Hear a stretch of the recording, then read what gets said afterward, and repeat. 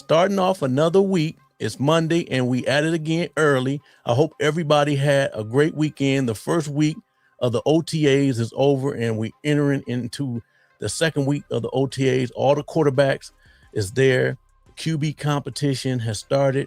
Shedeur Sanders versus Deshaun Watson, and he's the veteran who hasn't played up to what the Cleveland Browns thought when they acquired him, versus a young Shedeur Sanders who played the last 7 games of the season, and he's really getting a serious consideration at the starting job. Everyone is learning the playbook and competing. Now, I'm Reese Will. This is Reese Will Sports Talk. Like and subscribe and hit that notification bell to let you know when we upload a video, and hit that hype button by sliding that comment tab. It would be very much appreciated. We got former Cleveland Browns wide receiver Jarvis Landry on Debo and Joe's podcast. Jarvis Landry has an interesting take on who you should start between Shedeur Sanders and Deshaun Watson. Now, wait for that toward the end of the video. Jarvis talks about the development of Shedeur Sanders and what he saw internally about how these organizations develop the quarterbacks and the players. Stefanski, Baker Mayfield situation. Why you think that ain't work out? What was the deal? Man, I don't think it was beef, man. I just think it was more of like, and I said this when Shedeur went there, with Kevin Stefanski. And again, people think that I'm bashing Kevin Stefanski and all that stuff, and I'm not trying to bash Kevin Stefanski. I'm really just calling it how I internally saw it, right? And tried to have like my interpretation, right? Like the quarterback development in Cleveland, just wasn't there. And I felt that way about Shedeur as well. Like, you know, like there's situations where I'm just like, damn, man, like we could have better conversations. We could be watching more film together, things like that, right? Like, and it was weird. Yeah. Like, talking about how the QB development wasn't there, the things that they could be doing better, like watching more film together and having better conversations together, how to get stuff done.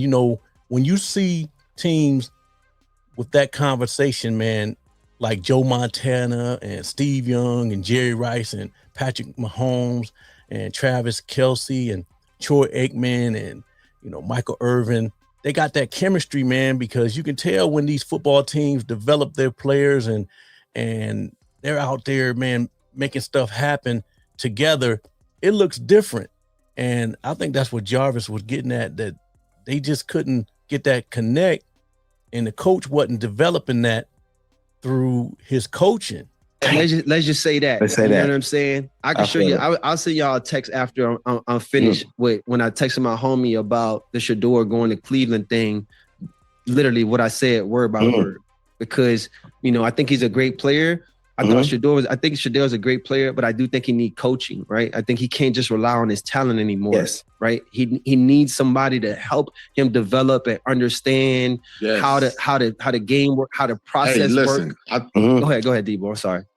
That's the big thing that a lot of coaches, head coaches, I'll say a lot of head coaches don't realize, especially guys that just want to run things by themselves their way, no matter what. And they just put people in position that's just going to run with whatever it is they say. You got to have somebody at every position that you hire that can actually develop your talent. I don't care if you're in year 4, 5, 6, 7. I should be able to get a nugget from this coach that's going to help me develop, whether it's something in the playbook because I'm young, and then learning and understanding that it ain't just about knowing what you're doing now, son. You need to know what the person beside you. And as you learn that, you need to go further and further down the line so that you can better help yourself, help your teammates. Because if you got curl flat, it's no need for you to sit out there, drop and dig your ass 15, 17 yards deep, because he probably got a deep crosser coming over there somewhere. Like you can better, or squeeze in, you can better help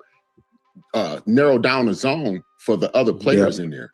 And if your coach is not giving you any type of nuggets like that, especially as you get older, you don't really need to know more. But, year after. Man, listen real close to what he's talking about. He's giving that intel, man, that really good stuff, man, how these coaches, how they make their players so much better. He's preaching.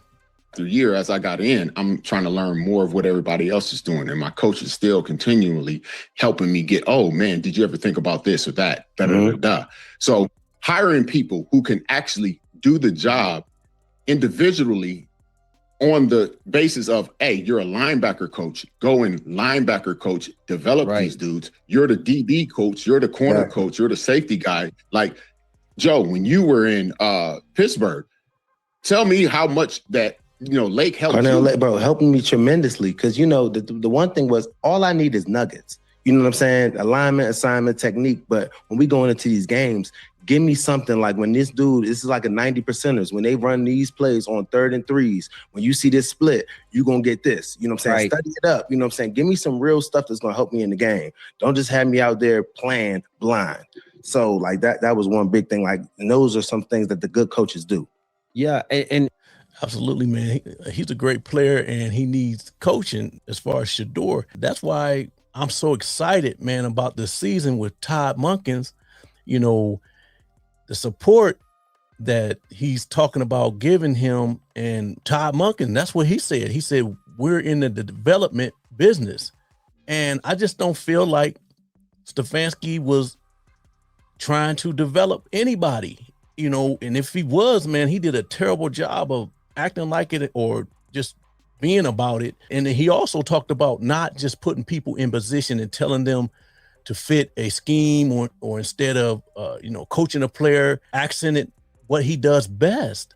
I always felt that was the problem with the Cleveland Browns since 99, man. A lot of these coaches that come in and out, one regime, different regimes, they always didn't really play to their strengths, man. They always trying to fit somebody into their strategy, their scheme, instead of playing to the player's strength.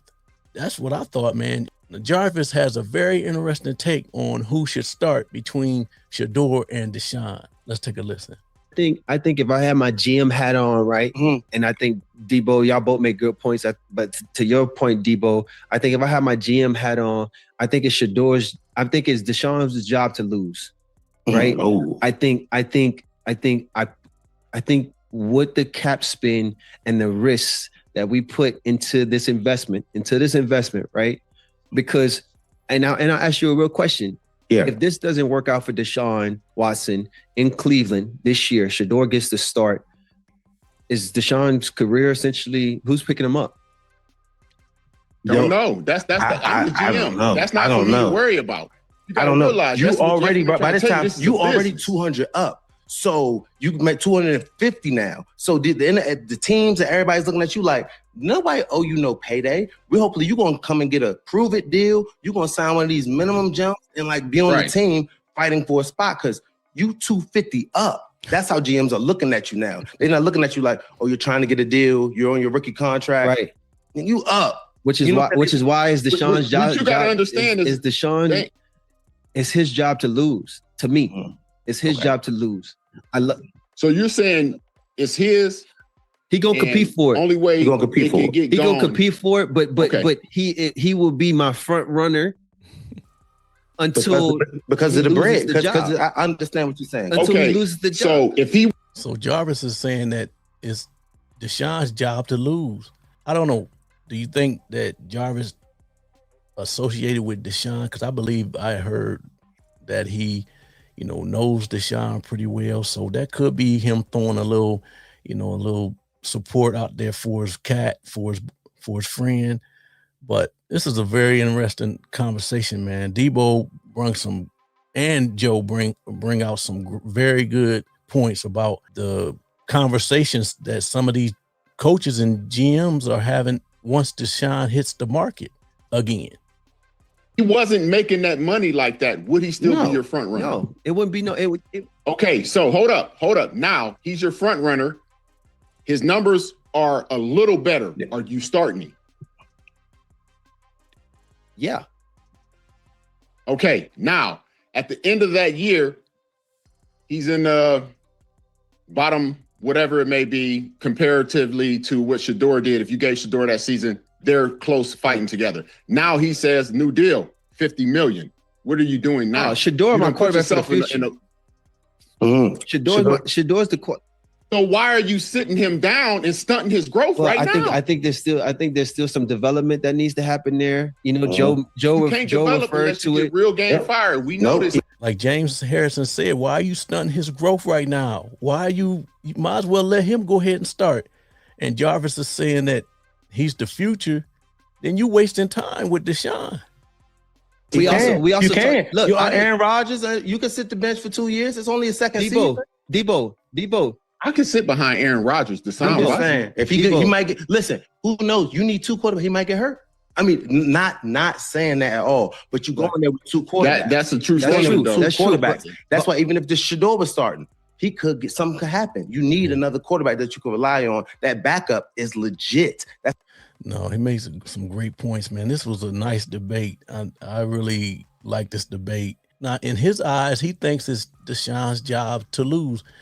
And is he saying that because they're cool and he knows them? I think they tried to play in Atlanta, I believe, together. So he's associated with Deshaun a little bit. And also what they said about nobody will pick Deshaun up after this year. There's no trying to see if we can put Deshaun out there and see if we can get something for him. It's over. After this year, it's over, man. They're gonna get rid of him, man. It's over. Nobody wants Deshaun. If he goes somewhere else, he's gonna have to prove it, man.